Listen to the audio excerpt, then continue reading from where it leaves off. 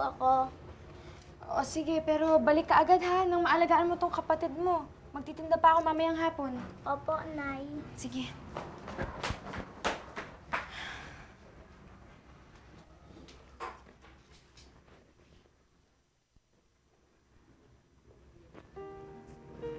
Sabi mo magbabago ka na. Pero, hindi naman pala. Lahat ng ito, titiisin ko, Augusto. Kasi mahal na mahal kita. At alam kong mahal mo rin ako. Ang importante, magkasama tayong dalawa.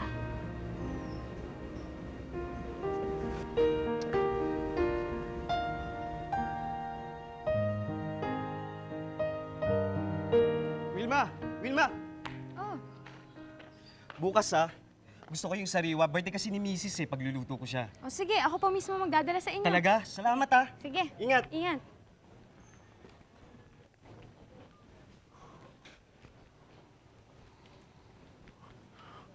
Wilma, halika nga dito.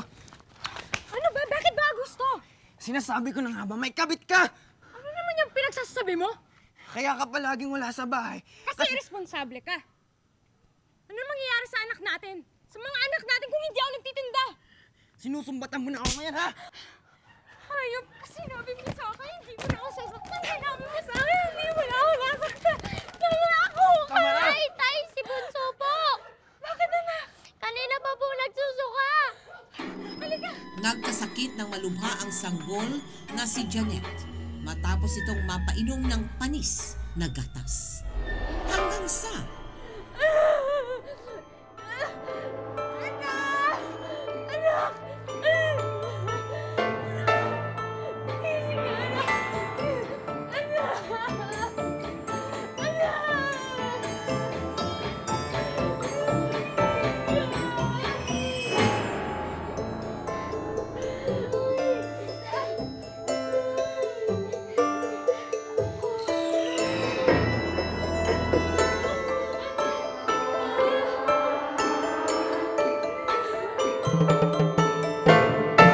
ng kalungkutan at pagluluksa si Wilma matapos mamatay ang bunso niyang anak.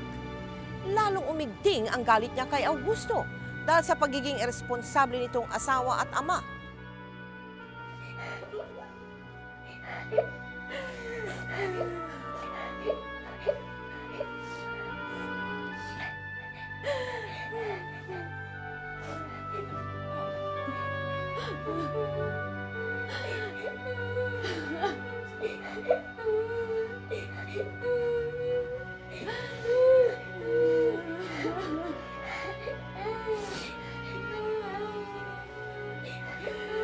Wilma.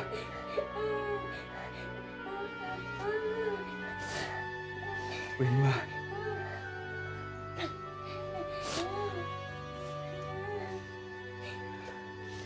Anong ginagawa mo dito? Umalis ka dito. Ayaw kita makita. Umalis ka dito. Pero Wilma. Hindi mo ba naiintindihan? Dahil sa'yo namatay ang anak natin. Dahil sa kapabayaan mo, sa pagiging irresponsable mo, namatay ang anak natin.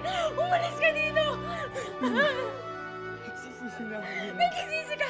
Sa pagsisisi mo yan!